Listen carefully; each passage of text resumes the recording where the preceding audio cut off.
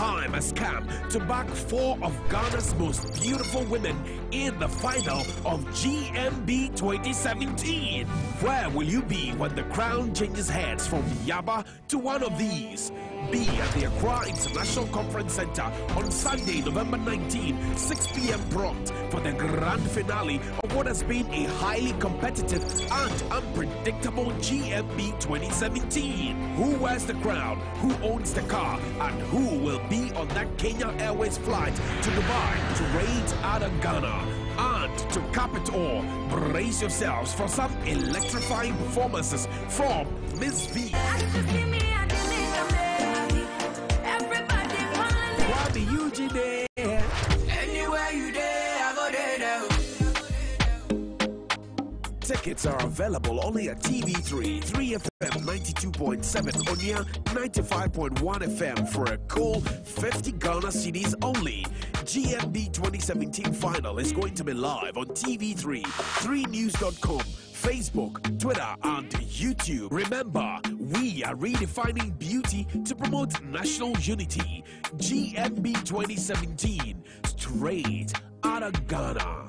Ghana's most beautiful, brought to you by Sasso Insecticide Spray and Coil. Camel, now from Carex. Bond Savings and Loans. Carnival Strawberry. Madar Powdered Soap. Enapa Mackerel. Onga Tablet and Seasoning. GTP, still timeless. Tabia Herbal Mixture. Oba Spaghetti. Remy Spices. Tinatet Vencare. Royal Drinks. Holy Trinity Spa and Health Farm. Arata Motors. Chris Beauty range of products. Deluxe Paint. Kenya Airways, the pride of Africa. Satguru Travels, a complete travel solution. Davis Palace. And Time Herbal Mixture.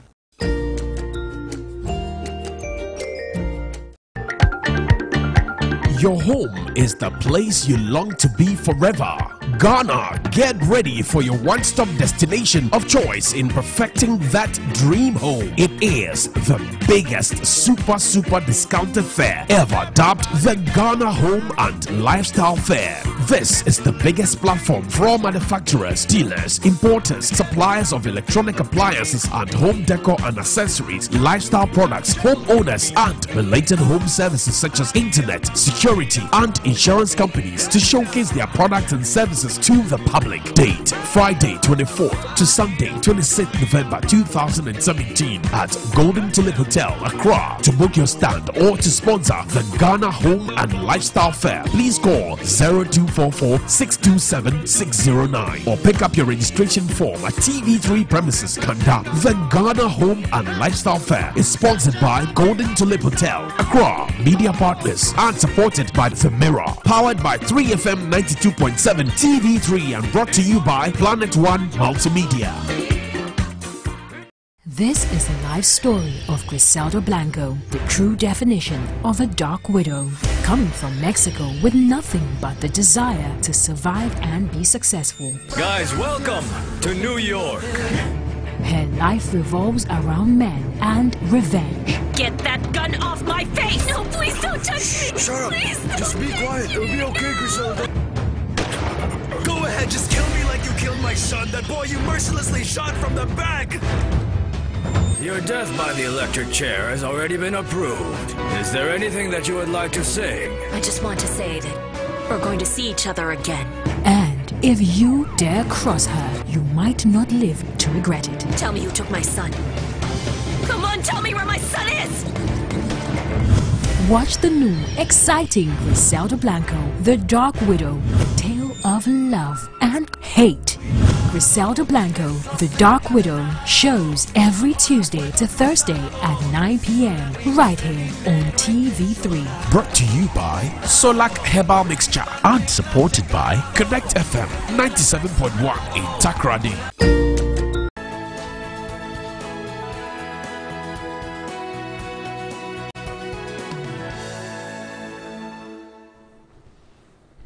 Right, good morning. Sorry for that dejection there. One of those things happens when you have a giant soccer nation failing to qualify for World Cup. A sad situation there. It's been described as the apocalypse in Italy.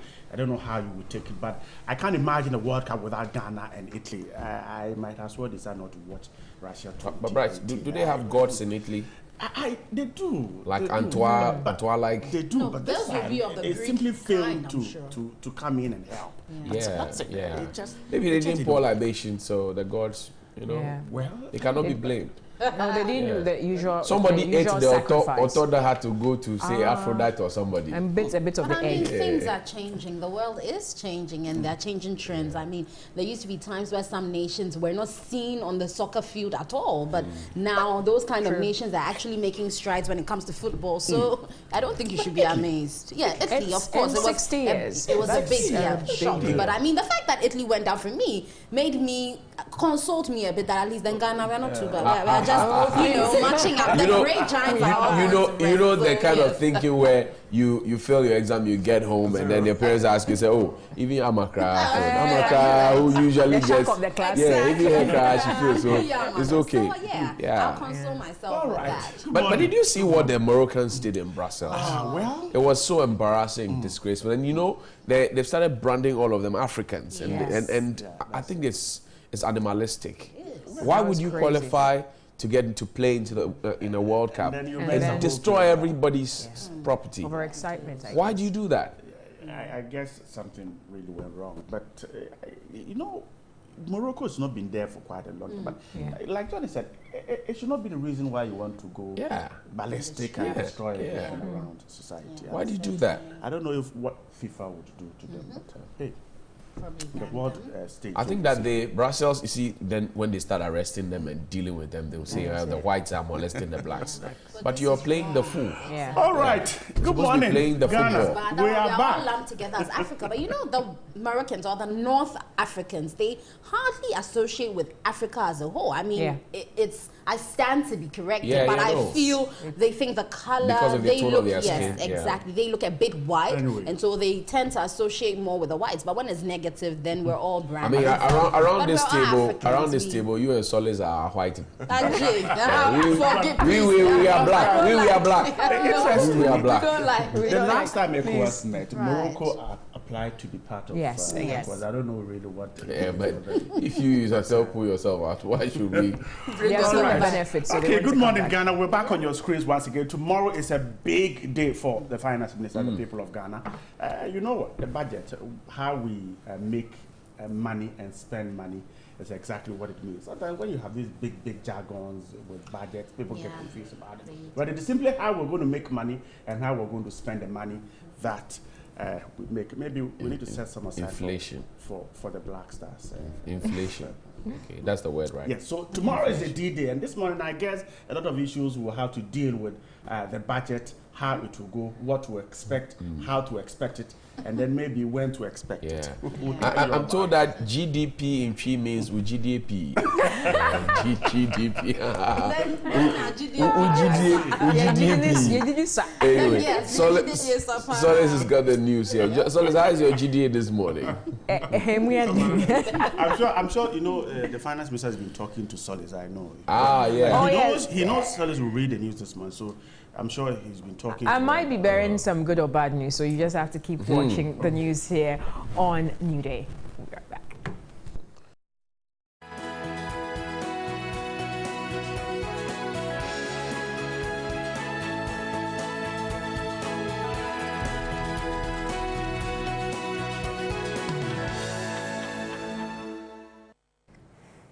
Many thanks for staying with us. I am Solis Rose Quarty. Now the details. Let's start off with the education sector, and the Teachers and Education Workers Union, TEUS, says it will not participate in the 2018 World Teachers' Day celebrations, claiming its members have been sidelined. The group contends since the celebrations began in 1995, none of its members has been awarded in the top 3 categories of the awards. The non-teaching staff within the Ghana Education Service. There are more than 2,000 who consist of accountants and other staff for administrative work in schools. But since their migration to the single-span pay policy, out of the 22 classifications, only 11 are benefiting. The union has since 2011 fought for the remaining 11 classifications to enjoy, but has been unsuccessful. A non-teaching staff who goes to do first degree in accounting, first degree in marketing, auditing, and when it comes to placement, on the colleges of education, you are placing the teacher above the non-teaching. For whatever reason, we cannot understand. Compounding their pain is the sidelining of its members in the celebrations of World Teachers' Day. Since its commencement in 1995, TEWU said its members have never been in the top 3 positions. It claimed that its members are generally given low positions or sometimes are not recognized. It emphasized that the teaching and learning in schools are not only the preserve of teachers but TEWU inclusive. Currently, the growing anger among its members indicates it will not participate in the 5th October 2018 celebrations. The union says it will petition the Ghana Education Service to consider these grievances or risks facing their wrath. Our proposals will indeed meet the consideration of the committee that is always set up to look at the schemes and award for the working people. If that is not done, it may be early to threaten, but they shouldn't be surprised if we are not part of the World Teachers' Day in 2018 going forward. In another development, TEWU has lauded government for considering the need to revert the mission schools to their original owners. And I believe the missions have what it takes to manage the schools. They have what it takes to instill real discipline in our children and in the future of, in the training of the future leaders of this country. We, as a Teachers Educational Workers Union, we support that idea. Or still in education, if you are a teacher in any of the country's colleges of education hoping for an end to the strike by teachers, then you will have to hold on a bit longer. Now, this is because teachers have rejected a roadmap from the Ministry of Finance for validation to be completed by the end of November on the payment of salary arrears. Lecturers in colleges of education nationwide withdrew their services on November 2, 2017. The aggrieved teachers are demanding the payment of their 10 months' salary arrears. Government in 2016 upgraded teacher training colleges into tertiary institutions. Salaries of lecturers in the institutions were then paid at that of university lecturers. This compelled the lecturers to demand retention premium of 10%, but was not paid to them. The teachers again demanded interim market premium, but that was also not paid to them by the Fair Wages and Salaries Commission. A meeting between the teachers and the Ministry of Finance last week was inconclusive, as the Colleges of Education Teachers Association demanded written documentation of government's commitment to pay their arrears. But on Monday, National Secretary of the Colleges of Education Teachers Association of Ghana, SETAG, Prince Obeng Hema, told TV3 the assurance from government is not convincing. Not validation that we do to get paid every month, but they claim there's a special procedure they need to go through. Let's work out the mathematics. From 4th October up to today that we are talking, how many days are in there?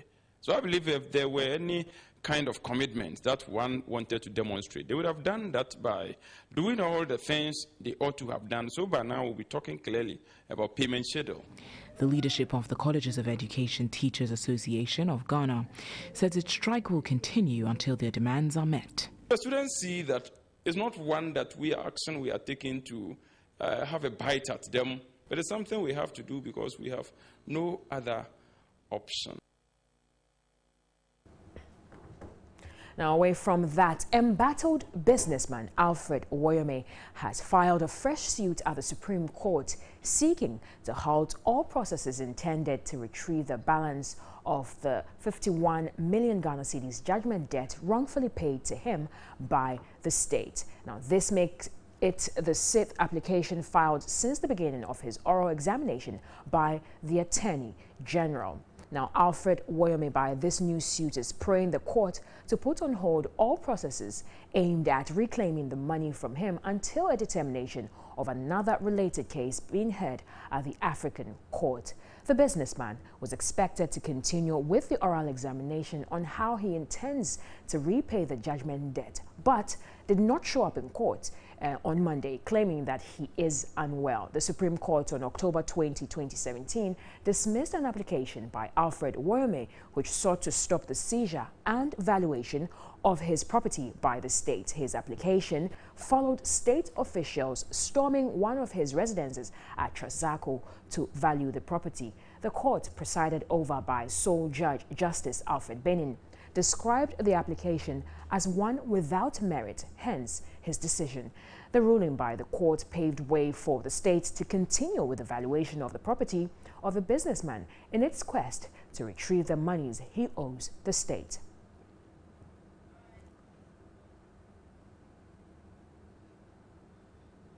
Now let's move on and do some other stories. And President Akufo-Addo says government has acquired 3 landfill sites for the final disposal of waste to improve sanitation.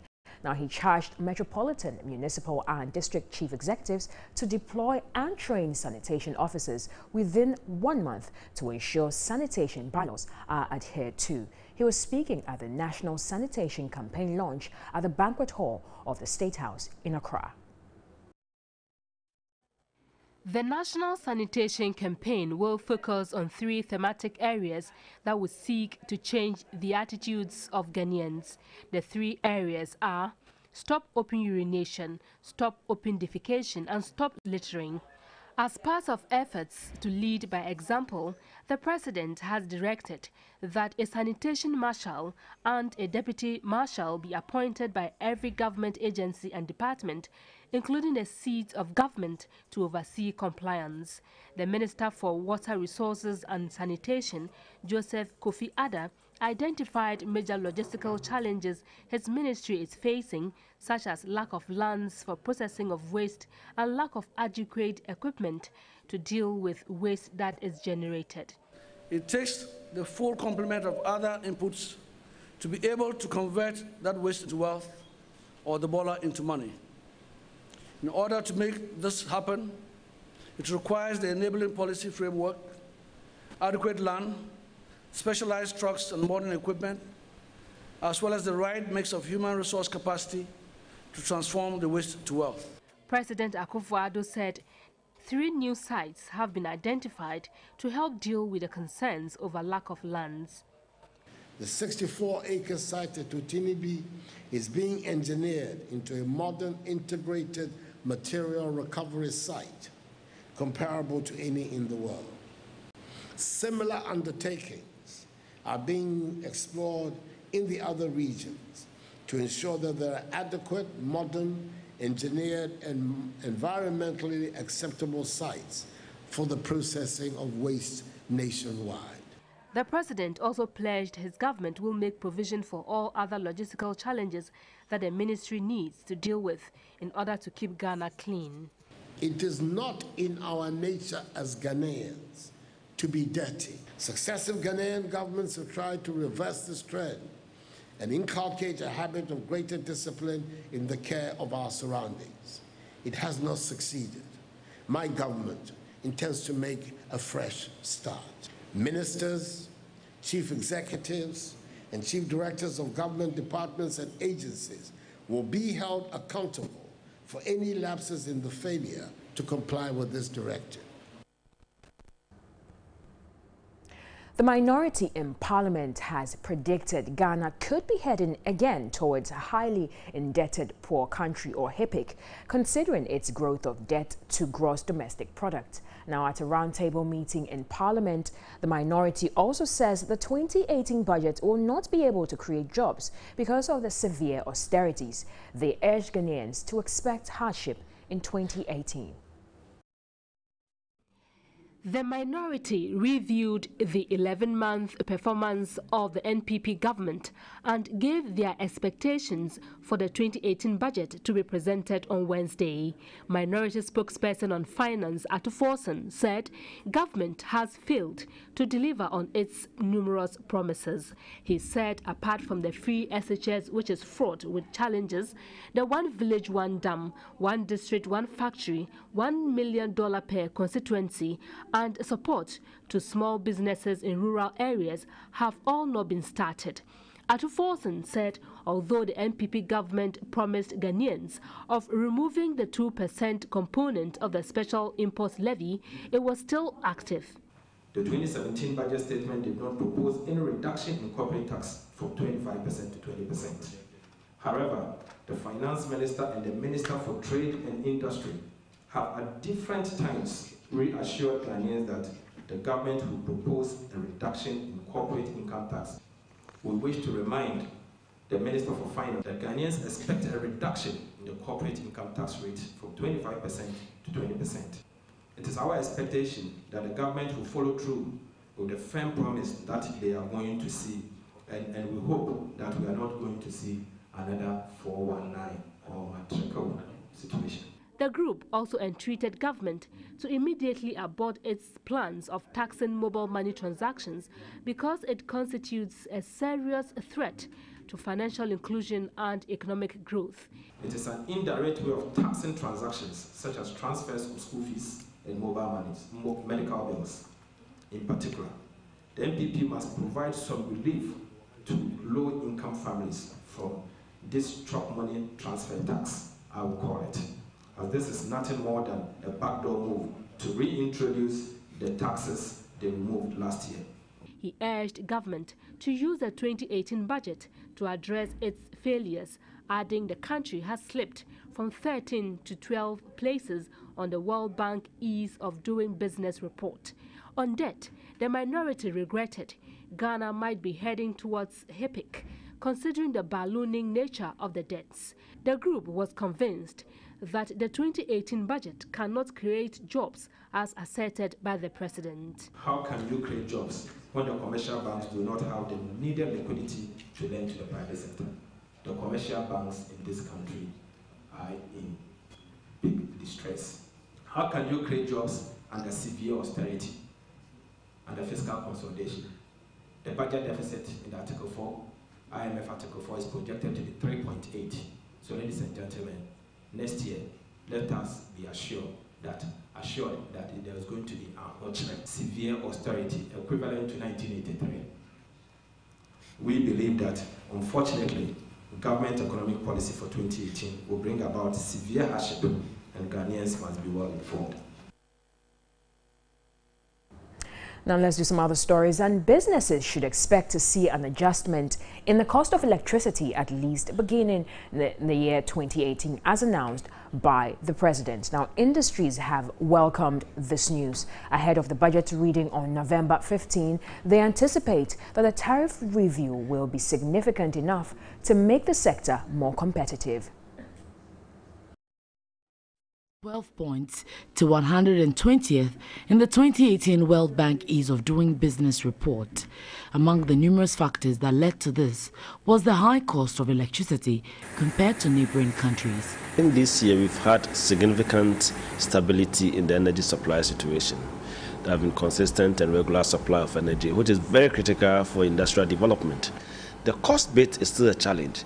Indeed, we think that Ghana, when it comes to energy supply cost, we are not competitive. If you compare our environment to several other competing countries, our cost is relatively on the high side. Chief Executive Officer of the Association of Ghana Industries, Seth Chumakobwa, says an adjustment in tariffs will make the sector grow stronger. We are not saying that reduce it to the point where it collapses our operators in the industry, but make us competitive. The competitiveness is key, because if your industries are not competitive in your own market, the market is being taken away, let alone exporting to other countries. We live in a global world today. If you are not competitive and somebody else is getting electricity at a much cheaper cost, their cost of operation is lower, and therefore the price of their products is lower. And for a consumer, you won't go and buy expensive product if there's a cheaper one of the same quality. On the 2018 budget, industry players look forward to a reduction in interest rates, among others, to create a favorable business environment. We'd like to see in the budget mechanisms, strategies, and arrangements being made to ensure that the stability we've achieved this year is actually going to be sustained in 2018. Now, the 34-year-old communal conflict between the people of Nkonya and Alavanyo has greatly affected residents. Farming and other livelihoods have declined as large stretches of arable lands have been deserted. Peter Kwadato reports inhabitants of the area are now counting the cost of the unresolved conflict. Nkonya Alavanyo traditional areas have since 1983 held on to a conflict that continues to affect livelihood and devastate families. Aside the killings, several residents have deserted their homes and villages. This road direction here at Nkonya Ahinkro shows the way to Alavanyo Peme, connecting other parts of the region. Nevertheless, the less than 2-kilometer road between the two communities is now only used for military patrols. The same is the case for the other road from Alavanyo Peme to Nkonya Tai and the Nkonya Senior High School. Commuters have to use a long winding route through Pando to access both communities.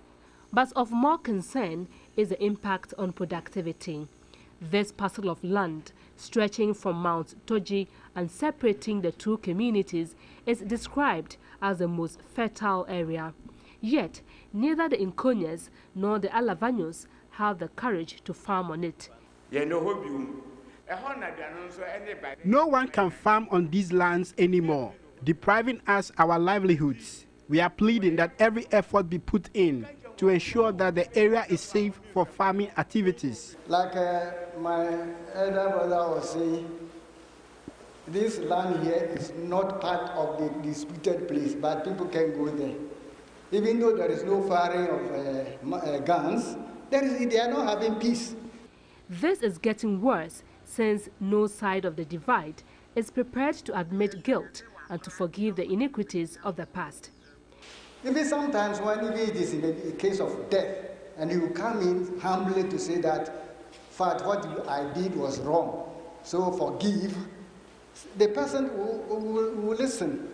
So I'm suggesting that if peace, actual peace will prevail, the two communities will only have to meet.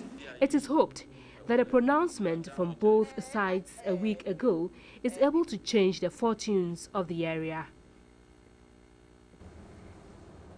And now for the weather updates for the next few hours. Weather report is brought to you by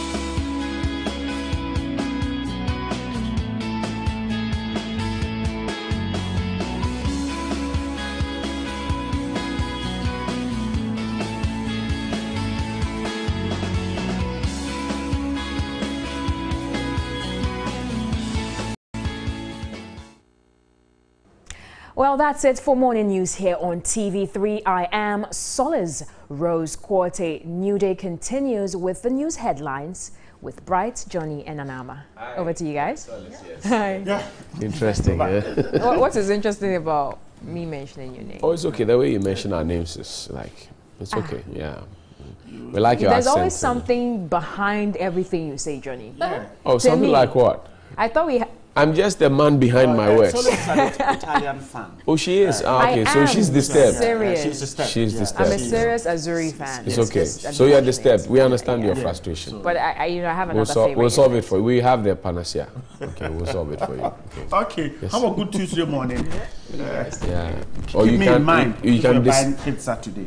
It's Tuesday. Let's go. It's Tuesday. So for the schoolboys and the Terrific schoolgirls. Tuesday for Bright. Anyway, guys, it's time for headlines. Let's start off with a finder. It says, solving infrastructure challenges of schools. SOS for 32 senior high schools. Government invites tenders to construct 34 new structures. Also, President orders MMDAs to appoint sanitation officers. Then NPA wins 2017 Climate and Clean Air Award for outstanding policy. Ghana Police has been ranked 8th best in Africa. And then finally, Ghana to supply Burkina Faso 100 megawatts electricity daily. Interesting.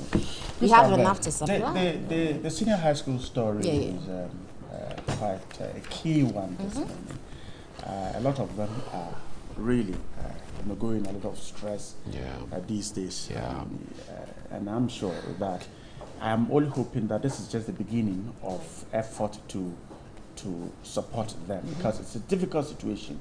But I think what the GES or government, whoever is undertaking this, must do is that there are some of the schools that have the structures almost completed, and yet they are sitting there because we're told that they are Get Fund project, and obviously the fund is run out of money, and so the projects are there. I read through the story. Some schools are getting new structures, but the key question then to ask is, what about those that the structures are almost completed and yet have been abandoned? For instance, if you go to Funsi Senior High School in the Upper West Region, every structure there has been abandoned. Right. The administration block has been turned into a dormitory. The headmaster uses his official bungalow as office. The dining hall is abandoned. The children are eating under trees. So I thought I could find their name in there, but their name isn't there. So some of the projects are almost completed, halfway completed. What about them? Are we leaving them, or this is just the beginning? There are some of the schools. For instance, there's one school in the Upper West Region again, that is a day school. Now, the location of the school does not allow the kids to trek from their homes to the compound. So they are forced to go and stay on the compound. And so they have converted some of the classrooms into boarding facilities. The kids are cooking on their own. Even their one hot meal for day students has not started there. So the key point is, I would have loved to see that school captured under the very first one, because that's a real emergency situation. Exactly. The kids are on campus, they don't have food, they cook on their own, and so it's a day school. Which has been converted to boarding. I am hoping that this is the beginning, and let's see how the others who are in the same situation or worse could be captured in there. Sinabra, was it a story that I saw up there in the north around the Wa area where some of the students don't have toilet facilities, and so they've had to use a certain hill, and it's a haven for snakes and scorpions and all manner of things. I think right before the project started, the free SHS project started, we said on this platform that we must get the infrastructure right. Today, we still have dining halls that are converted into classrooms, that are converted later into sleeping places. And you wonder what's happening. I don't know too much about education, but I know that if you put somebody in a dining hall, they get the impression that, well, it's a relaxed place, we want to eat and chat and all of that. Then you move them into the classroom, they look at the setting and they know that it's serious business now. If you keep them in the same room and they eat there, they sleep there, they learn there, how do they make any progress at all? Look, basic things like a toilet. I mean, for girls in secondary school, basic school, Form 3, they will change their sanitary pads when it's the time of the month. Where do they do that? Where exactly do they do that? And you see, we must stop some of these ostrich behaviors. I have always said that when the GES goes to sit at the table, what do they ask for? if the GES doesn't have the funds to do it, the district assemblies, they have funds, they have sanitation officers. Do they ask them and tell them? Because there are some of the communities as well who don't have toilets in the communities. So they are forced to use the toilet facilities of the school with the students. If you look at the population of the students and the population of the town folk using that same facility, sometimes it gets full. It's not extracted. It's breakfast. Yeah, I know it's breakfast, but that's the reality. I want the president to know. I want the minister for sanitation and water to know. I want the minister for education to know. I want the minister for health to know that this is a real-time bomb. Because look, if people cannot find sanitary conditions, and in this country we tend to think that toilet facilities are somewhat a luxury. It is not. It is a necessity. So when public toilets become the norm as opposed to being the exception. This morning, if you go around town, you find people queued at public toilets and wanting to. It is not right. You wake up and you do your thing at home. You don't go queuing up at a public toilet, and we have allowed it to go on for a very long time. So people build their homes, and instead of having toilets and bathroom, it becomes the duty of the assembly to provide public toilets, and then they leave their homes to go in. Who does that? 21st century. Johnny Gray, for me, even before you come in, I am happy that at long last, the president himself has acknowledged the fact that there are infrastructure challenges with this senior high school. When it was being talked about, it was seen as the propaganda of the opposition party. So there were doubt as to if indeed there were infrastructure challenges. I was happy when I heard the president himself acknowledged that there are infrastructure challenges and the government is working at resolving them. This is the beginning. I am saying that 32 senior high schools, there are more. The GET Fund should get up. Whoever is sitting at the office of the GET Fund, I can tell you that there are over 50 projects of yours in the country that are at various stages of completion, both at the senior high school level and at the basic level. So please, these students need places to sleep, eat, and learn. Your projects are, some of them I was so sad because they're almost at the roof level and they've been abandoned for years. So whoever is sitting there, find some money. I don't know what is happening. Senior Bright, the money is there. So let's go. We pay SNIT every now and then, and immediately we pay, the deduction goes there. John, over the weekend, TV3 will show you how these students are struggling to eat under trees. It's a shame. Breakfast, supper. It's a shame. And you know the bigger picture. Because we pay SNIT, the money is deducted, it gets straight into GET Fund. They have ready expendable cash. What happens to these children is that they will not feel any sense of patriotism. At all. You think we're giving them free education, but you are frustrating them. If they can't find a place to sleep, and I heard another report where somebody says she doesn't have rheumatism, but ever since she started SS1, she's been lying on the floor, and so now when it's cold, she can't go out. Those are symptoms of it. I mean, but then you're wondering how patriotic these people will be. And there's a craze on social media now about, oh, I'm proud to have gone to this school, I'm proud to have gone to this. And you see prominent people who are, very silent about it. This is how it starts. Because if I am not excited, I was not treated very well, why should I want to give back anything, really? Why should I want to do that? It is not right. Good morning to you. Good morning. Let's do a final one on She's not responsible for any of these problems anyway. It says Ghana receives hosting rights for WPFD 2018, but also Ghana gets sanitation marshals as president declares every day is Sanitation Day. That's a good one. I hope people hear. Because it's not enough just saying every day is Sanitation Day. People should know this is something that we've always said. Cleanliness is next to godliness. When you're a child, you're taught this, but I don't know how people personalize it and actually internalize it, because in your very surrounding, you do realize people turn a blind eye to rubbish lying on the ground. They'll say, oh, you can't leave it here. AMA will come and clean it, or whoever will come and clean it, but they don't take responsibility for even the little things we do. But when the whole country is dirty, then we blame government. But it's our responsibility ultimately. Clean your little corner, and then everybody will do that. Eventually, Ghana can become clean. And also, I think the other newspaper captured the fact that they're supposed to appoint sanitation officers. I think that also goes back to the old systems where you had had people coming Town to council. inspect your water and all that. But with our, age of corruption and things, I hope these sanitation officers will actually be put to the task where they are checking that we're all keeping our water clean, our homes clean. Because I think in those times, even diseases were on the low because of some of these practices. And if we do that as a nation, we benefit all together. It's not only for we are doing the president. We are doing the same things that will not yield any results. Right. That's my thing. Look, let me show you a story on the heritage this morning. Look at this story. Koforidua Information Services Department book uses taxi for public education. That's a story on the heritage. Great. These marshals that we are appointing or are supposed to be appointed by the MMDAs, what is their work? Their work is to move around. Right. Yeah. How are they going to do How that? would they move?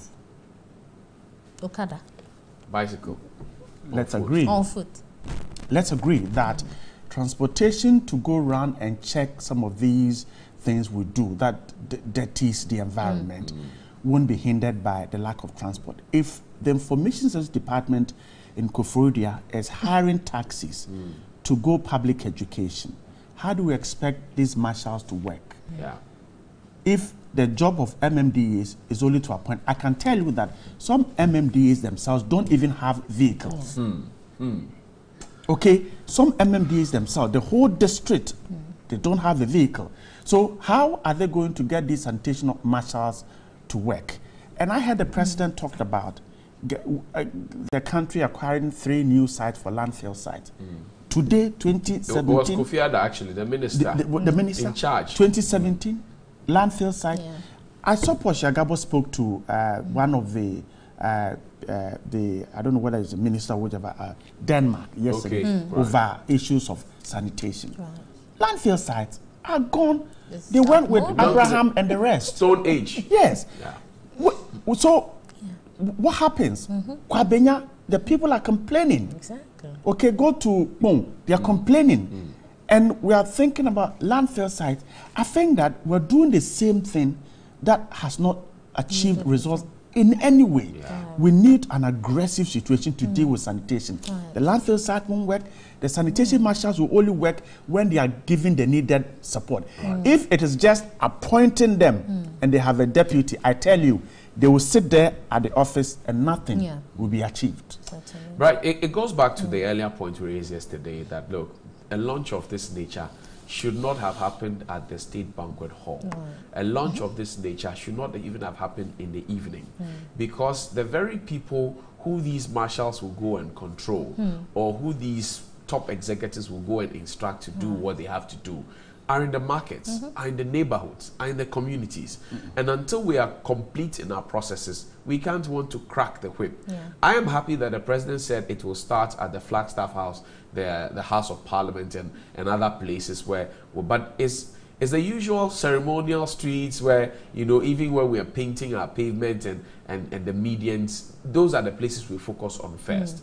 And just as Bright has said, we must provide them with the needed equipment. Exactly. I have had occasion to organize people in my area to want to clean up, the gutters. You go to the sub-metro to ask them for help, support of implements like shovel and truck, and they will tell you they don't have them. Or they will tell you that the AMA, I remember in the run-up to the Homo Festival, we went to the Ogle Road place. We were told that there's been a directive from the mayor's office that they should clean the Gamashi area. So they have moved all their things to go and clean that. I'm like, okay, so this part, nobody will celebrate Homowa around this place.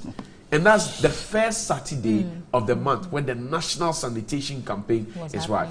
So the people said, Sir Johnny, okay, and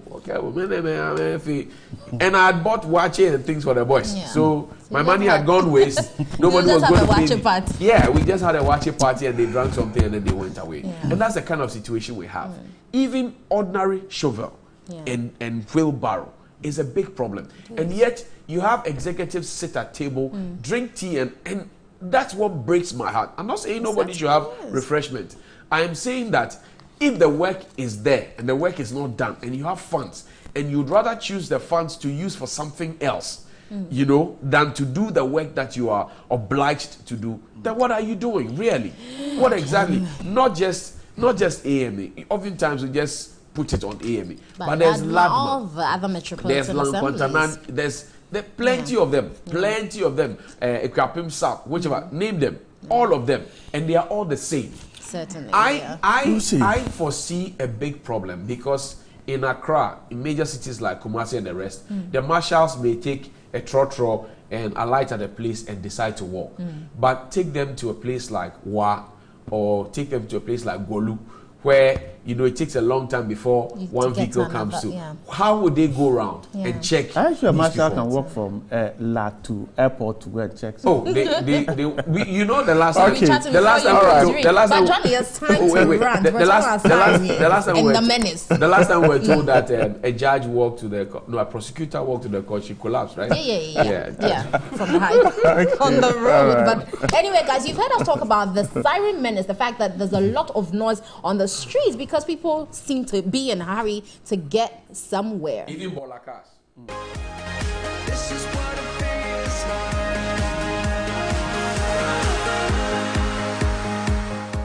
Today on Daily Rant, we are talking sirens, and per the law, some agencies and individuals that are permitted to use sirens are heads of state. We have the security services, we have bullion services, and other emergency vehicles. And there have been instances where you see ministers and even protocols abusing the sirens. And MTTD has come out to say these persons are not required under law to use sirens. And so it's the siren menace who is to take the blame. This is Daily Rant. Let's keep talking. I think it's very disturbing in the first place. And I think we have not been paying attention as a country to noise pollution. Because you can't just run through the traffic and allow or ask everyone to pave way for you, whether it's an emergency or not. I believe the purpose of the siren is to pave way in an emergency situation. But Okotokokokra, they want the siren. It doesn't make sense. So I think the ban is in place. They shouldn't use it.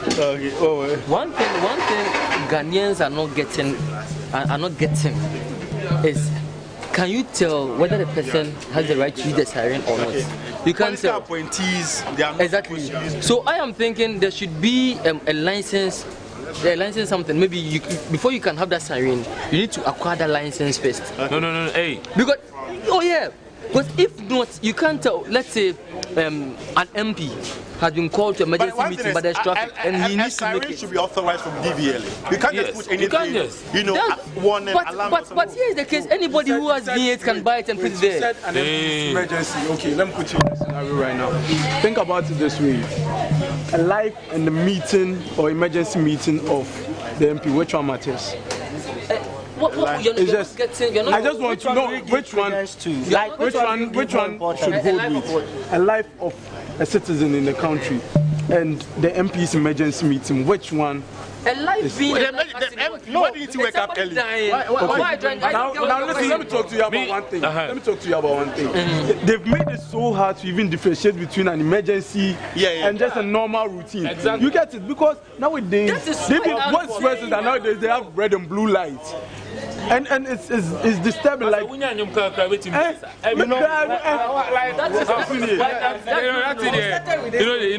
all thought probably it was national security, until we realized almost every car in the country became vehicles for national every Land Cruiser is now a siren. You see, almost every V8, every Land Cruiser. Hearing the siren, there will be a time that there will be a real emergency and we'll pay attention. You understand? And you see, the thing is, for me, I mean, forgive me if I'm being like outlandish, but the point is, we are pampering them too much. You see, if we don't allow them to feel the pressure we feel, they should get up early and go to work. I get what you're saying. There should be time conscious. Get up early and go to the Parliament House. Us here in GIJ, we are very close to the Parliament House, and lecture is going on you hear sirens making noise. They distract the class. So it's sometimes the siren is just a distraction. It's too much. Okay. And look at this. Police has come out to say that, you know, government and political appointees are not mandated to use, let's say, the siren because they don't fall under the category of people who should use it. So it means that the call is in place. Yes, that means that they've even been deceiving us all this while. As lawmakers, they are supposed to know all these things. They actually know the law and now they are abusing it for the lawmaker and enforcer. Isn't that a crime?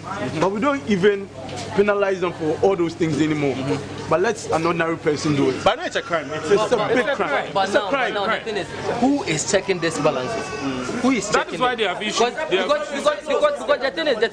the thing is, nobody. Exactly. Have you ever seen? Have you ever seen? He might lose his job to the politician or to. Especially if the it's in power. You get it. Even when the person is in opposition and then you are a police officer, you are trying to do your job. You might even they'll transfer you. They put you somewhere deep inside the forest and you regret ever joining the forces. You see, these are some of the things that happen. That is the reason we have all these things happen. They are aware they are not supposed to use them. Dr. Clement Park was a former presidential staffer, and he said there was a day he was coming to, you know, our newspaper review, and then they were just on the road, and then it was like ping, ping, ping, and surprisingly it was a tricycle bola car. He also has an emergency. That is what he knows. I think that is in the right direction because that causes pollution. So it shouldn't be where people are. It's allowed. It's allowed because it should pass. I think as comparing that car to a minister's car. What I am saying, that's what I'm saying.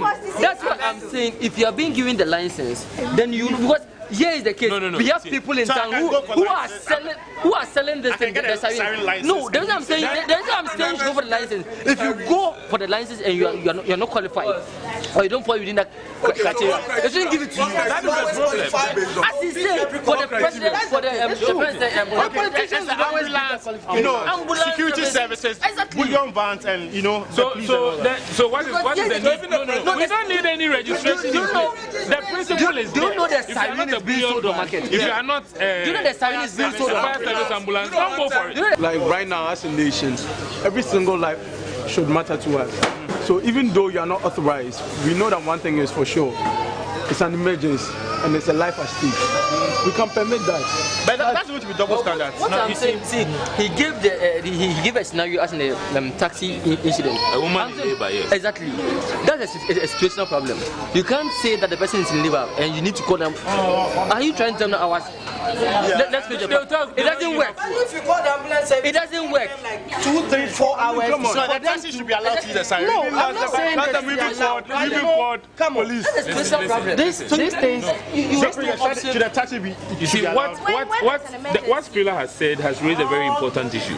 You see, if there is order in the society, it is very easy for you to tell when there is an emergency an exception. And there's not. You understand? If people were not doing these things constantly, anytime we hear it, we will know that it's an emergency. I want to ask a question.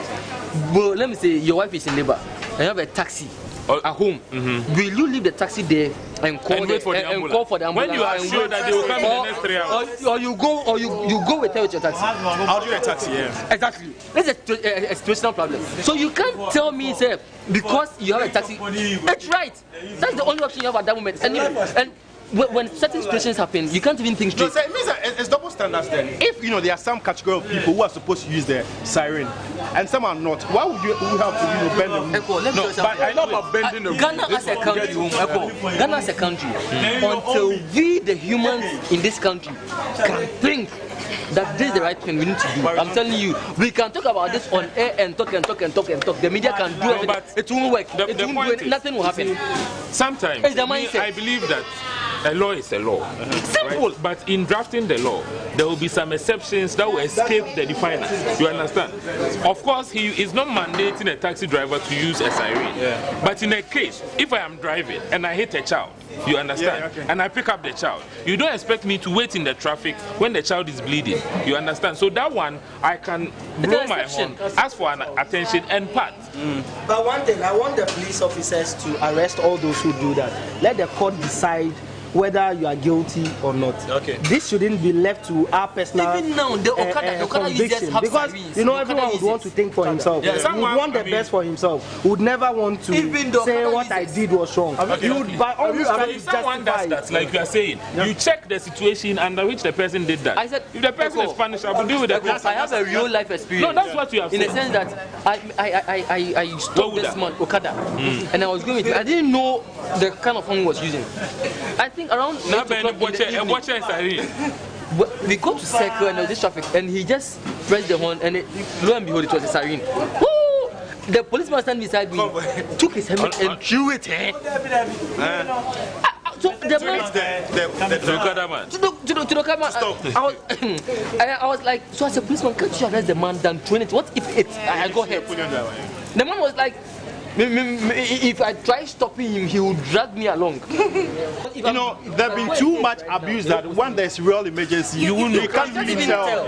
Exactly. Yeah, so our politicians should stop using it. Everybody should stop just using when there's an emergency. That's fine. And are you sure people will use it because there's an emergency? No, even that. You think they don't know that they are supposed to use it under emergency. But you know that the Ghana man and woman in this case, they are always finding a way to beat the system.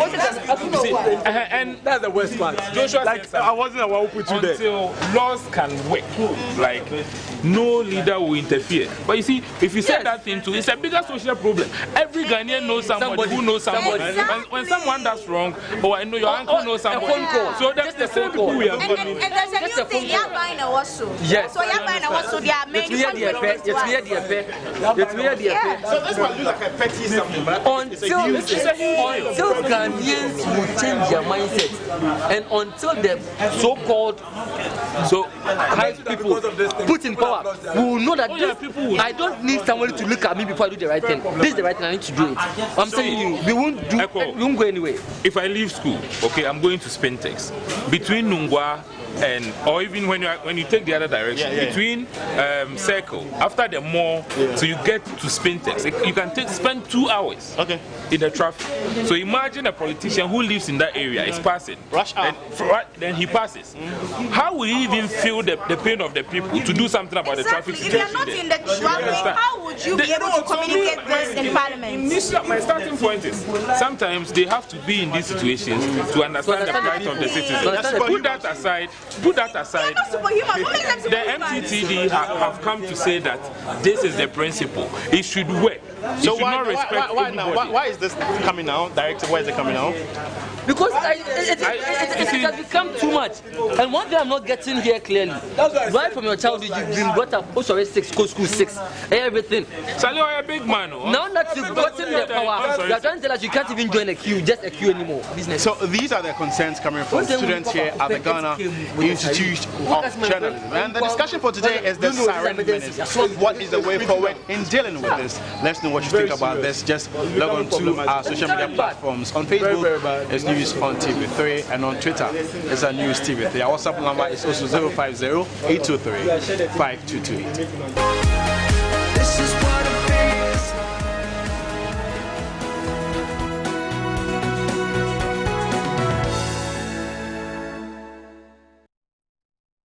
To back 4 of Ghana's most beautiful women in the final of GMB 2017. Where will you be when the crown changes heads from Yaba to one of these?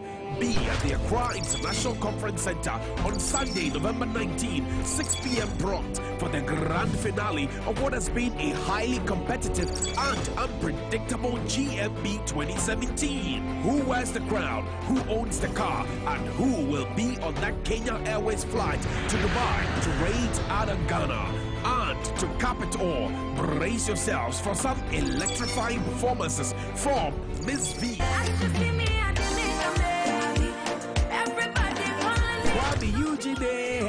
Anywhere you there, I go there. Tickets are available only at TV3, 3FM 92.7, Onya 95.1 FM for a cool 50 Ghana cedis only. GMB 2017 final is going to be live on TV3, 3news.com, Facebook, Twitter, and YouTube. Remember, we are redefining beauty to promote national unity. GMB 2017, straight out Ghana, Ghana. Ghana's most beautiful, brought to you by Sasso Insecticide Spray and Coil. Camel, now from Carex. Bond Savings and Loans. Carnival Strawberry. Madar Powdered Soap. Enapa Mackerel. Onga Tablet and Seasoning. GTP, still timeless. Tabia Herbal Mixture. Oba Spaghetti. Remy Spices. Tenatet Vencare. Royal Drinks. Holy Trinity Spa and Health Farm. Arata Motors. Chris Beauty range of products. Deluxy Paint. Kenya Airways, the pride of Africa. Satguru Travels, a complete travel solution. Davis Palace. And Time Herbal Mixture. Friday on After Hours. Are you here to interview me? Or maybe I'm confused. Every Friday night, 9 p.m., where we get to share.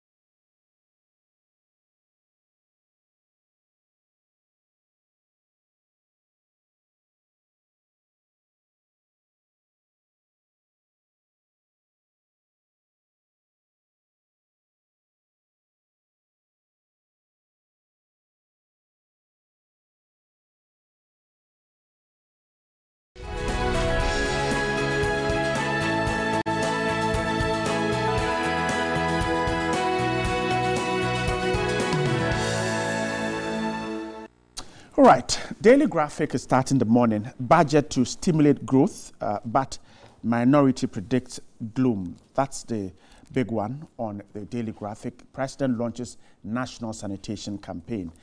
Daily Guide puts it, Nana goes wild over garbage. The Ghanaian Times says government will clear compensation on land. That's the president talking there. And the sanitation story is also captured by the Times. President tasks MDAs to appoint sanitation marshals. The Heritage says we shall resist tax on chop money. NDC MPs declare ahead of 2018 budget presentation. The Finder says solving infrastructure challenges of schools. SOS for 32 senior high schools. Government invite tenders to construct 34 new structures. The Statesman puts the sanitation story as Ghana gets sanitation marshals. Those are some of the newspapers I have. My guest this morning, the Member of Parliament for the Lejokuku constituency, a member of the NPP, Dr. Bernard Okoboy. Good morning. Good morning, ma'am. I hope you're doing great. Thanks, great. Getting ready for the budget, I guess. Yes. Thanks so much for your time. And then the Member of Parliament for the Tamale North constituency, a member of the NDC, Alhaji Suhini, is also here. Good morning. Good morning. Hope you're doing great. Right. And sure you are already in for the budget. Yesterday I saw the minority in Parliament on that press conference, on that roundtable discussion. Right. Gentlemen, let's start with that story. It's a big day for Mr. Kenneth Ofori-Atta tomorrow. The Daily Graphic has his brown bag and his white all outfit.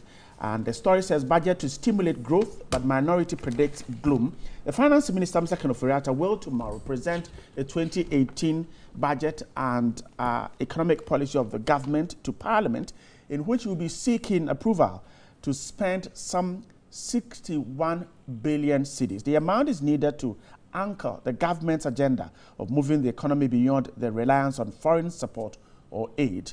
The budget is therefore expected to focus on ensuring macroeconomic stability, transforming agriculture and industry, strengthening social protection and inclusion, building on economic and social infrastructure, and reforming public service delivery institutions. The minister is expected to announce a number of initiatives towards stimulating economic activities and ultimately ensuring economic growth and the creation of jobs. That's the story. Revenue mobilization says the government's biggest challenges here has been revenue mobilization, evident in the fact that in July it had to revise its target. Consequently, it is expected that the 2018 budget will introduce a raft of aggressive measures to ramp up domestic resource mobilization. The expenditure is expected to see a lot of internal wage fraud and weaknesses in the payroll management system stopped to ensure that we don't go too deep into our pockets. Right, so let's quickly take a look at the minorities issue yesterday. There's a story in the Daily Graphic picture that says that government debunks minority claims on economy. The minority yesterday said the poor management of the economy and the increasing debt portfolio will send Ghana into recession as experienced in 1983. It said the government economic policy for 2018, which included austerity measures, will bring severe hardships to Ghanaians and revert the country to HIPC status by 2019. And it cites several issues we'll be raising today. Government, we're told, has debunked the minorities' claims. A Deputy Minister of Communications and member of the Finance Committee of Parliament, Kojo Oppong-Nkrumah, told Daily Graphic that it was interesting that the minority in Parliament was predicting an austerity budget and a recession as experienced in 1983. He said the 3% deficit and other indicators that the minority spoke about were equally interesting. So that's the story so far. We'll try and take a look at what exactly the Finance Minister will tell Parliament yesterday, but minorities seem to have gotten an upper hand in what the Finance Minister will tell us. Let's start with you, Alhaji Suhini. You raised a lot of issues yesterday. Taxes and the fact that in all, you think that the budget is not one that will create jobs. Why? Well, thank you very much. And let me say good morning to our viewers. I'll start by saying a big thank you on behalf of the minority leader and all the minority caucus for the patronage that we had yesterday when we invited civil society, trade unions, and some business leaders and the media to our first roundtable discussion. The intended purpose of the program was to examine the 2017 budget and also forecast the 2018 budget, which will be presented by the finance minister tomorrow. And some of the issues we raise, I hope that as they are being discussed this morning on various platforms, you know, some level of playing to the gallery will be reduced, and people will consider the issues that are raised on their merit. Let's not sometimes just reduce some of these discussions to political talk, because when we do that, we in the future are hunted by the consequences of the decisions that are made, for which, you know, cautions might have been raised. For example, you recall that when we discussed the 2017 budget, which we were told was supposed to sow the seed for growth and create jobs, we did caution that it was not going to be realized. Now we are in November, a month to the end of the year, and I don't know if it will be fair for us to begin to ask the question of how many jobs have been created or how many seeds have been sown, because the budget that has just gone by, talking about the 2017 budget, was supposed to sow seeds for the creation of jobs. Right. So based on that theme, shouldn't we be asking ourselves if indeed the budget has achieved what it promised to achieve at its presentation? Shouldn't we be asking ourselves that beyond the media blaze that we saw at its presentation, and a few days after its presentation, have we really achieved anything on the ground? The celebration by the KIA that we captured on our screens and reported about, what is their living conditions today? Have they actually gotten the benefits that we were told the budget will extend to them?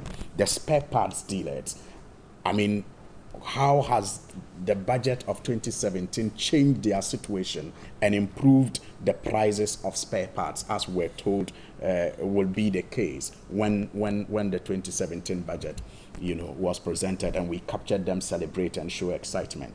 Those are some of the things that we talked about. But as a minority at the time, again, the reason why we should not reduce some of these things to political talk is that we did say that the revenue targets of the government will be a challenge to realize because of the, you know, interventions that they were making. We cautioned that they had a higher revenue target, yet they were cutting down on the sources of revenue, and they also outlined an ambitious program that they were going to embark on. So our argument at the time was that, look, you cannot be saying you will do so much when you are targeting that much, yet you are doing things that will make the revenue not come.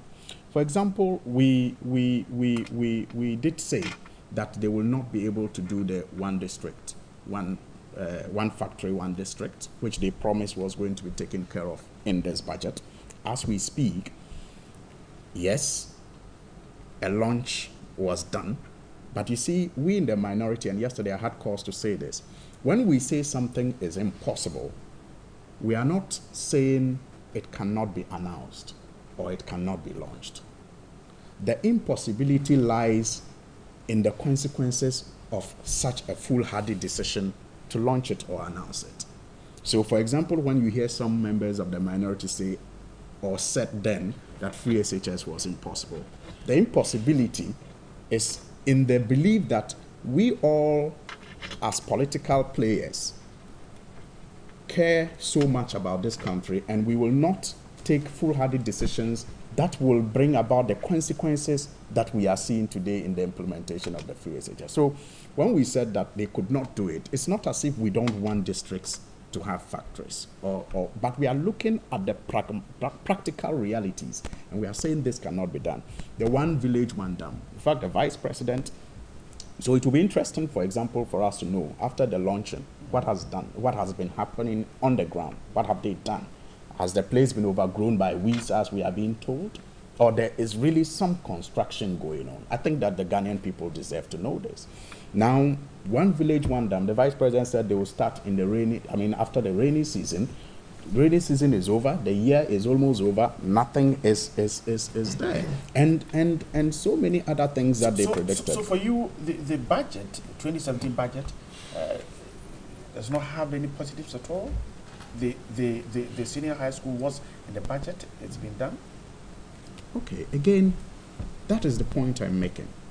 That something getting done goes beyond big billboards. It goes beyond big launches. It goes beyond the razzmatazz of, you see, when the NDC said, let's not do free SHS the way the NPP promised it, it wasn't because the NDC at the time couldn't get the money to put up the big billboards that you see around. What the schools require to carry out the free SHS, have they been provided with it? Beyond the first releases that we had, that the schools had for the first period, have we followed up to know how much again has been sent to them? The schools where we see pictures of students lying outside with their chop boxes and everything, is that what we want our children to go through? So you forewarned of the challenge. Exactly. And apart from the quality at the end of the day, we are also even looking at the diseases some of these students will come out with. So you think that you have taken your child to school for free, but you will pay high medical bills because of how exposed these children are. Wrap up for me. Yes. So in wrapping up, let's look at, for example, their own projections of GDP. They, in opposition, criticized the NDC for not growing the economy enough. Now we are told that this year will post some appreciable level of growth in the GDP, but that is going to come from the non-oil. That's going to come from the oil sector. But in the era of the NDC, when we spoke of the growth that we generated, their rebuttal used to be that it is oil growth, and that the real growth comes from the non-oil sector. Now, the growth that we are expecting this year, we are told, will come largely about 64% from the oil sector.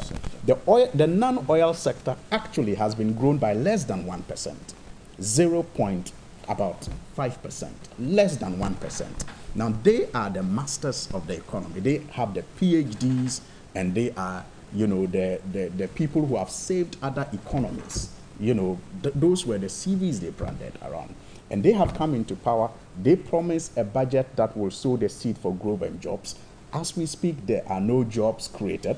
But just in wrapping up on that same score, if you even look at the oil sector growth, clearly you cannot point to anything, practical thing that this government has done that has ensured that growth. What we do know, however, is that the EIU in 2016 predicted that Ghana's economy was going to grow by the level that it is growing this year in 2017. And they attributed that growth to investments that were being made in the oil sector by President Mahama and the NDC. So it comes to us as no surprise. We only are surprised that the majority, the NPP in government, has not brought to the fore the acclaimed and celebrated knowledge in economics as displayed when they were in opposition. All right. I'm grateful for your time. Let's quickly get to Dr. Bernard Okoboy. And budget, tomorrow is the big day for Ghana, and all eyes will be on the finance minister. So he's taking a look at the 2017 budget, the budget that sought to sow seeds of growth and create jobs. And he's mentioned a few things that were not met by the budget. Now, what is your own assessment of the budget 2017? Yeah, thank you very much. Right, let me take the opportunity to say a very good morning to all your viewers, and especially to my brothers and sisters watching from the Lechekuku constituency. My brothers in the opposition had their press conference yesterday, and yes, well, it was more or less. They also read out the media and all that, and I don't fault them too much. You know, it's the opposition ought to take steps to be seen to be vibrant and alive. So it is in order, except to say that the magnitude of the pessimism was too much. It made it obvious that they were out there not necessarily to critique, but to virtually, write off the budget. And unfortunately for them, the best way to tell how good an economy is doing is to interact with those who live in it. And one of the best ways they give their verdict every 4 years is they tell you how well you have managed them at the polls. See, they talked about growth in the economy. In 2001, when President Kufuor came, we were growing at 3.7% of GDP. In 8 years, he had moved it to 8.4% of GDP. In fact, the nominal figure for the whole GDP was $5.1 billion. By 2008, it was $28.5 billion, about 5 times. When this happens, you create more opportunities. Standards of living get better than you met it. But for them, from 8.4, by 2011, Ghana was growing at 14% of GDP, the highest in the world. You know why? Because of the discovery of oil and the proceeds that came from oil. From 14%, we dropped in 2012 to 9.3, then to 7.3. It came down. It was like a downward spiral. By the time they were exiting 2016, we were going at 3.5% of GDP. It was so obvious. When you look at the industrial sector, it was on a decline. And it was hit hard because of doom. So, in fact, by 2016, we were going at negative 1.4. Companies were closing down. They were shutting down some parts. They did badly with the economy. And that was the single most important reason why Ghanaians voted them out. You know, in 2017, we brought some hope through the budget we read. Look, we said we were going to restore some very key social interventions that were affecting majority of Ghanaians, like the training allowances. They told us it was not possible. We said it is possible. Even without oil, some governments were able to put it, to preserve that policy. The teacher training, the nursing training. Beyond that, we said SHS ought to be free because we know the externalities of education. The one single intervention that can change the life of a country. And today, as we speak, it is true there are challenges with the policy. But which policy intervention was brought by erstwhile governments without a challenge? I mean, if you are a policy, you've studied policy analysis, you've lived in governments, you've worked in any institution, there is no policy, no matter your anticipatory moves, to see what is ahead of you, that can capture every challenge ahead. When you start, you can only get better. NHI, the National Health Insurance, was instituted over a decade ago. Today, as we speak, every day they go through motions to see how to make it better. If you are waiting to get the perfect plan, you will never start. And that's why when we wanted to start health insurance, the minority then, their minority, the same minority that worked, they worked out of parliament. They said, oh, it had so many challenges. But today, both NDC and MPP, we are all Ghanaians. We subscribe to the NHIs. So, my brother, all we are saying is that we did not do perfectly, as nobody is perfect. We have challenges even with our policy. But by and large, Ghanaians can see that some light has started to come out of the tunnel. As we speak, we are growing at 3.5. All the estimates and calculations show that we'll be growing at average 6% this year, 6.3. From 3.5, the upward trend has started, just like President Kufuor did when we came. It is so clear, and I tell people, economics is a science. It's not an art. There will be figures to tell how well or how badly you are doing. And this government is committed to making sure that we create an economy that is vibrant, that can sustain. Look, the debt portfolio of this country. We had a total debt of 9.5 billion Ghana cedis. Total, when we were living in 2008. My brothers came from 9.5. By 2015 first quarter, it was 99 billion Ghana cedis. I have the document here, Institute of Fiscal Studies. Our total debt as at 2016, close of 2016, before I entered 2017, 122.6 billion Ghana cedis. Look at the percentage, over 1,200%. We had a government that was spending more than they had. How much is it today? And you know the worst thing? If the government had even spent more than they had, but on relevant projects and value for money, we still could have maintained some growth. But in their case, most of the expenditures went into, I don't want to say fraudulent ventures. I don't want to start quoting them, but that's why we struggled for so long. And I don't want to recount their errors so much because Ghanaians already have sort of given their verdict. Their claim is that you have added on to the budget, but even before you answer that, the debt has said budget, pardon me. In the build-up to the 2016 elections, the Economic Intelligence Unit, several other economic institutions predicted that 2017 was going to see the kind of robust economy we're seeing. Now, would you agree that perhaps that there were certain seeds that were sown in the past that are beginning to bear fruits, or perhaps you are suggesting that it is the policies of this government that has seen this kind of stability? See, within these 10 months, this government has taken some very fine measures to make sure that we discipline ourselves. You see, when we went to the IMF in 2015, when the NDC went there, you know why they went? They said, the president said, to get some policy credibility, because we had mismanaged the economy. Look, this is the fiscal studies report in October. Let me read something. He said, after achieving some degree of fiscal consolidation in 2015, referring to the then government, the NDC, the government missed its 2016 fiscal targets by large margins. Listen, due to revenue shortfalls and rising expenditure pressures in the run-up to the December 2016 elections. What we have done is to make sure that we spend within our means.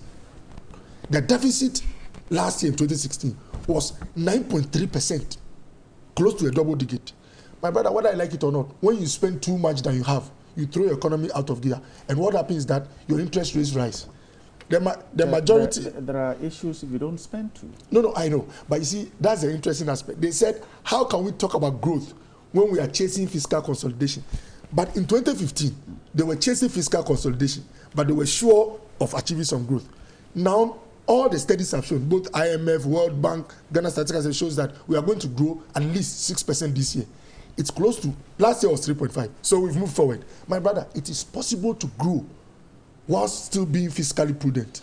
Is the budget's inability to create jobs not because we have decided to keep, not to spend? I'm so happy you said inability to create jobs. That's it's an assumption that is not. That, I know that I don't agree too much. You see, the level of tightness when it came to employment, how well we could employ, it had a status that I would consider bad, but it's getting better. You know, our state was not too good. It cannot change overnight, but it's improved within these 10 months. Let me show you why. In the past 4 or 5 years, no extension officer was absorbed by the former government as an employed. With about 800 of them, they've all been taken up to give services to the agri sector. About 15,000 health workers. You see the nurses who were chasing people at causing a lot of, like letting the world know that they had sat at home for too long, going to Flagstaff Ministry.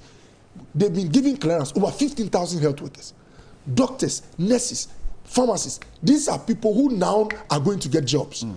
As we speak, the free SHS, even day schools are supposed to enjoy 1 meal. And because of that, over 10,000 caterers across the country have been absorbed. Now, as a government starts to spend in social interventions which go to where they are intended to, but not, not into the pockets of any individual also, gradually start to stimulate the economy. And guess what? Dumsor was the single reason why companies started folding up. And as I speak today, we all can attest to the fact that it might not be 100%, but fairly, electricity supply has been fairly stable. And beyond stability, this budget is looking at reducing the tariffs. And the cost of energy is very key. Some energy experts are suggesting that it's not possible. Oh, I'm happy you say it's not possible. Just last year, they said free SHS was not possible. Anything is possible if your commitment is strong. And this government is committed to making sure that factories and industries can reduce their cost of production through very moderate prices. We are going to do that. I'm grateful. It's very possible. Okay. Alaji, come in. Okay.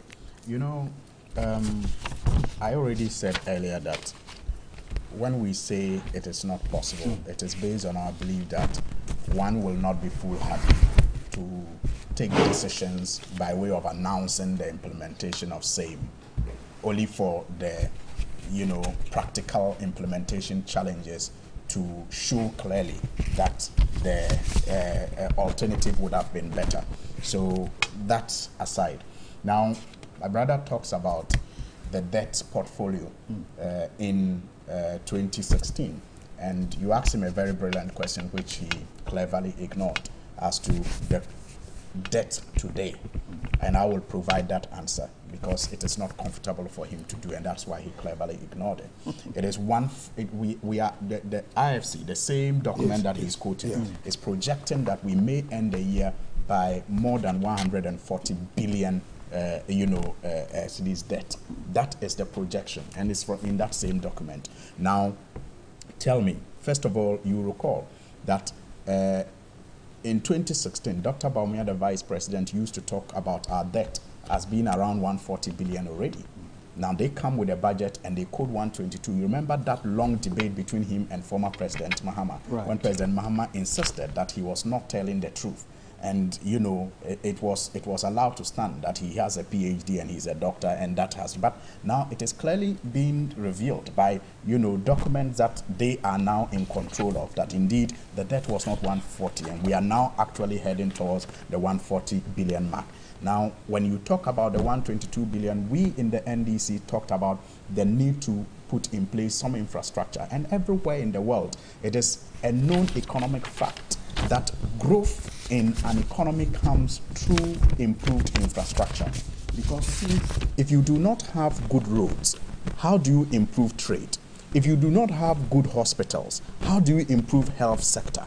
If you do not have good schools, how do you improve education? So clearly, every time any country is transforming, it needs the infrastructure. So we had that infrastructure to show. Now we have added about 20 billion to our debt portfolio, and all we have to show is a fraudulent GPS. I mean, that is the only claim to credit. That's your claim that it is fraudulent. Well, it doesn't. It's not been. Well, the NPP, and he had to pinch himself not to say it. They talked about fraudulent Suba. They talk about fraudulent whatever. Okay. They haven't proven anything. So I'm saying that fraudulent GPS, and if you have allowed them to use those, adjectives on these platforms, please indulge me also. Yeah, that's your own way, so you go on. And then he talks about growth. I mean, the NDC is on record to have recorded the highest growth this country has ever seen, 14% ever. And that was oil. You don't see that.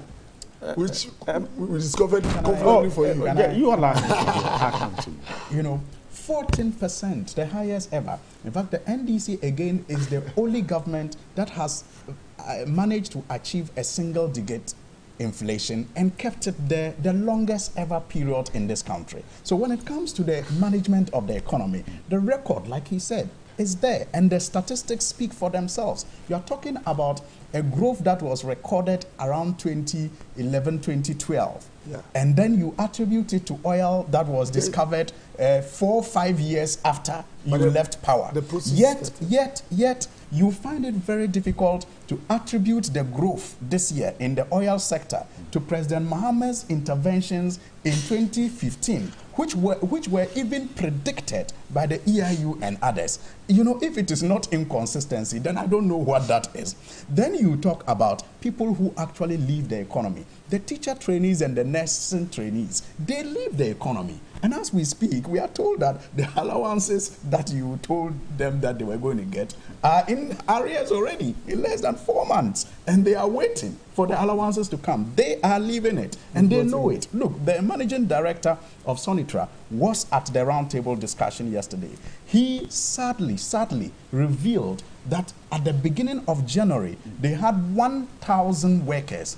As we speak, they have 50 workers, and that is just security. That is just security. And those are the real people who are living the economy that you say, is better. So for me, I think that I agree with him on one score, that we can all talk the niceties in the comfort of our rooms, but the people who live it, they know it better. And you also hinted at the fact that perhaps some things are recorded like growth because they are not, deficit, right. Because they are not doing spending. I'll also quote the same document he's using. That's the IF fiscal alert. Yeah. Now it says that domestic finance capital expenditure was cut by 592.5 million Ghana cedis, 74% below the target, followed by expenditure on goods and services with a cut of 538.3 million Ghana cedis. That's 38.6% below the target. You know what that means? Capital expenditure goes to, the very core of production and growth in the economy. So if you have a government that cuts its budget on capital expenditure by 74%, what else are you going to have, that will create the jobs that you say you want to create? Because it is, and that is why I am not surprised that Sonitra had to reduce their workforce from 1,000 to 50. Because you see, if you are cutting it by 74%, it means money will not go to such people who are into capital expenditure. I mean, because government will engage them to carry out those infrastructure work. Then you talk about goods and services.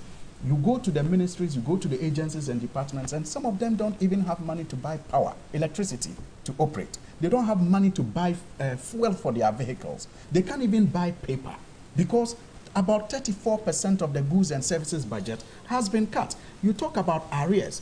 I think I saw it somewhere, the arrears that they promised they were going to clear. Less than 10% has been cleared now? Yes, less than 10% is what has been cleared. And so why are you, why will you be surprised that you go to almost every district? You remember in 2015, 2016, in fact 2013, President Mahama was cutting sword for projects to start. 2013, even when he was in court, he was cutting sword for projects, tangible projects to begin. Today, what is our president doing? He's launching things that you can't really. I mean, President Mahama was called Commissioner General. You have someone who is just launching every week and launching things that you don't even know the practical effect of the things that he is launching.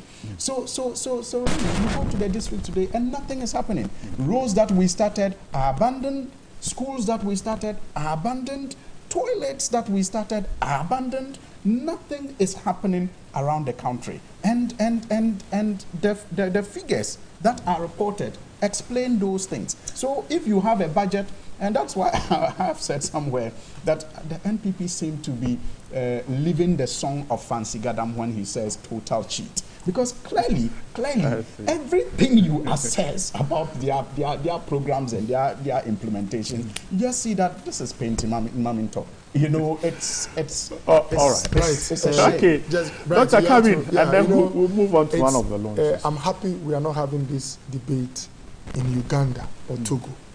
The viewers out there, they went to the polls just a few months back and gave a total rejection of the government of which my brother was part.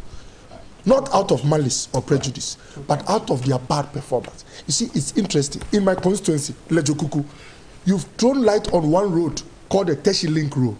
It's a 5-kilometer road that was started about 10 years ago in front of the Lekma Hospital. The contractor showed me certificates raised of about 25 million Ghana cedis. My brothers, they paid less than 2 million. You give out contracts and you run away from the cost. And you sit in the studio and say that you've left the projects we started. Where is the money? You committed yourself to projects that you did not even know where the funds were going to come from. The money is not there. Come. You left a debt of over 11.5 billion Ghana cedis in the road sector. And guess what is worse? All road tolls in this country for this year are going to a bank because they mortgaged it. They did not only spend what was present, they mortgaged the future. All road tolls, they took a loan of 1.5 billion Ghana cedis, the NDC government. So to this year, the only minister with so much demand and yet with the fewest of resources is Honorable Makwata. The road fund is zero this year because of my brothers. And guess what? He mentioned Sonitra. Sonitra had 1,000 workers in 2016 January and has laid them off. The question is excellent. Why? Because you had a government that gave him so many contracts and would not pay. I don't want us to discuss. Excellent. No. So all I'm trying to say is that the least you can do when you create a problem, don't come and attack the one trying to solve the problem and say, see the mess in which you are. You created the mess. And the mess you created was certified by Ghanaians heavily that this is a big mess. And you know, we are not going to take glory in the past. We know it is our duty to fix the problems. And that's why when you mentioned the tertiary link road, the last I told you, every day all the stakeholders, the president, the ministers, we are around the table finding means to make sure that we improve the economy. He mentioned that we cut capital expenditure. The same document is telling you we will grow at 6% this year. That should tell you something. And you know what? I like one thing I saw in this document. It means that the expenditure, the capital expenditure cut will be reviewed. Despite the cut, we are going to grow at 6%. But how does it happen? No, but it's because please. Calm down.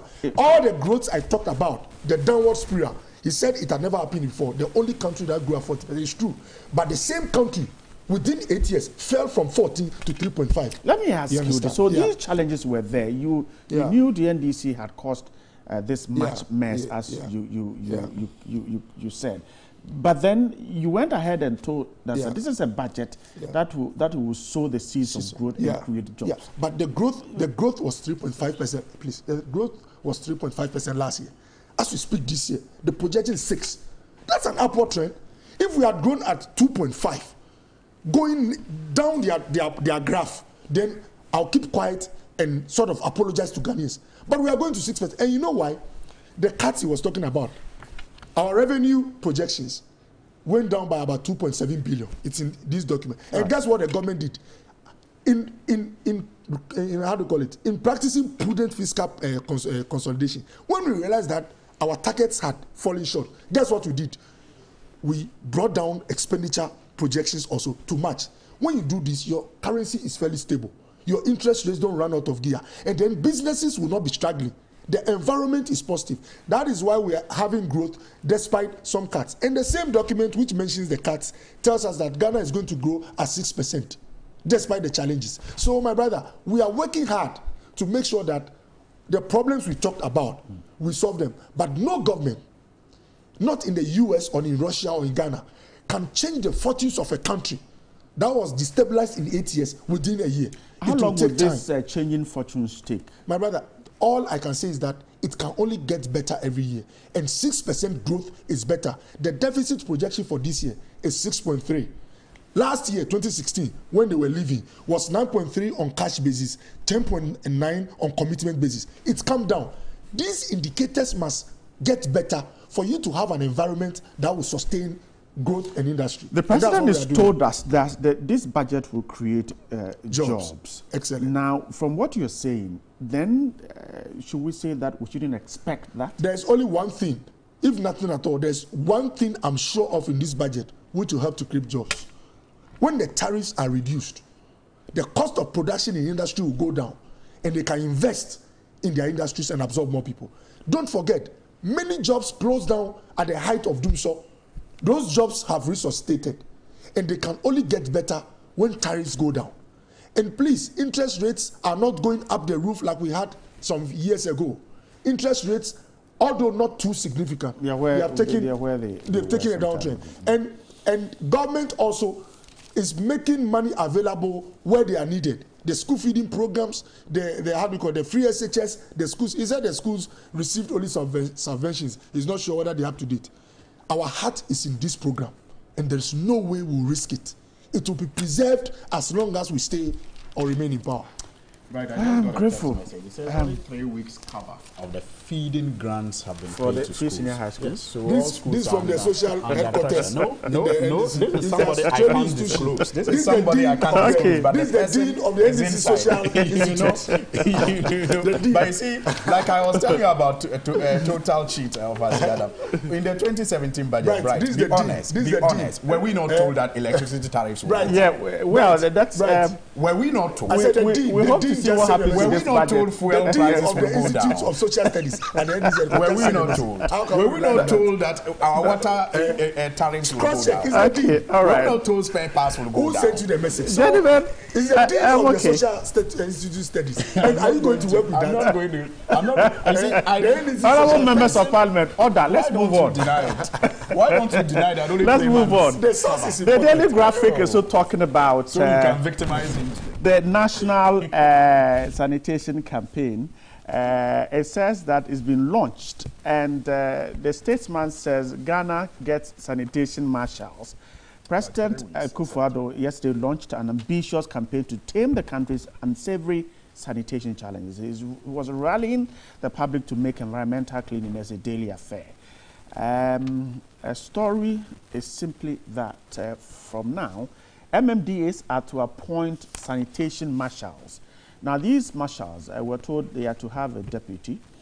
Their job is to go around and ensure that sanitation bylaws are adhered to. They are deputy marshals and deputy marshals. They are to oversee compliance of their outfits and their staff to the lay down bylaws with regard to sanitation in their respective offices. Ministers, chief executives, and chief directors of government department agencies will be held accountable for lapses in the failure to comply with this directive, the president stressed. So they have 1 week to identify these persons, train them, and get them to work. We're told that a corps of young men and women, the National Sanitation Brigade, would see to the enforcement of rules and regulations on sanitation, whether in state establishments or in private establishment or households. That's the fight to keep Ghana clean. Dr. Koboy, let me start with you. So we're going back to the olden days. We have these marshals. But how well will this work? Yeah, you know, my brother, it's sad. No country has made transformation from middle income to the developed status without having a good grip on its sanitation management. The only country that has seen significant transformation with poor sanitation, unfortunately, is India. And I'm saying this for us to realize that we can't talk about transforming Ghana or modernizing our economy without a good check on sanitation. And it is important we look critically at how we can improve our sanitation status now significantly. Over the years, we've seen sorry sights of the sanitation, the collecting bins being filled over. Sometimes you see with maggots and all that. I mean, people should forgive me those eating and all that. So we have a very serious problem. And I like one of the quotes of Albert Einstein, that you cannot solve a problem with the same mind you used when you created them. And what it tells you is that we have to be innovative. We must sit down, lock ourselves in a room, and see how to do something different from the past. And that is what I see the Sanitation Ministry under the guidance of His Excellency trying to do. It will not be easy. See, I always say it will not be easy. So that how innovative is this? You see, we have to, at least there are departments and agencies that are owned by government. If the ghettos and corners in the, how do you call it, hamlets are created by people who don't have control over, at least those who work under government direct, we have control. That's why the government talk about these marshals. Let the state agencies be very clean. Let their environments show the way. And let others know that the government itself is in control of its sanitation before having the gas to come to others. Secondly, I think we talked about sanitation brigades. I'm not saying that they are going to be the magic wand, but it's an effort. We are looking at people who would be paid. They are officers of government, public officers, whose job would be like the former tankers, sort of, to ensure that bylaws are adhered to. And it will work? You see, when you say it will work, you are speaking from the experience of the impotency we've had with them, their work in the past. But I want to be, I'm not saying it is automatic. As I said, there will be challenges. But these efforts, we want to see results with them. You see, when it comes to sanitation, we've had many governments, and we've all sort of struggled. So I don't want to blame the past or say the future or the present will be excellent. But all I'm saying is that our commitments must be seen to be increasing to make the situation better. Look, I go to the beach. I have a beach in my constituency, Lejukuku. The state I see is not something I'm happy about. And anyone who calls me to a table or anyone who engages me in how to make it better is helping the situation. You understand? So yesterday, some of the new, I'm not saying some of the innovative things we're trying to introduce are the marshals, the brigades, and also we are looking at the Attorney General in collaboration with the Sanitation and Water Resources Ministry, having at least one day in a month which will be set aside for prosecuting sanitation cases. And you see, my brother, in all this, I think our bylaws, we have to be strict in implementing them. Look, we don't need any more laws. All the laws are there. But we are in a country where anyone who tries to be strict is painted as a bad man or a bad woman. You see, even we politicians, sometimes you try to make sure that a law is enforced, and the first thing they tell you is that, okay, let's see you in 4 years, we'll see what will happen. You know, so collectively, you understand, collectively as a country, we must change our perception of how we see who a good man or a bad man is. When people go and misbehave, you make a call and they are freed, you are hailed as a good man in the community. The one who says, I'm not going to tolerate this, is punished across parties.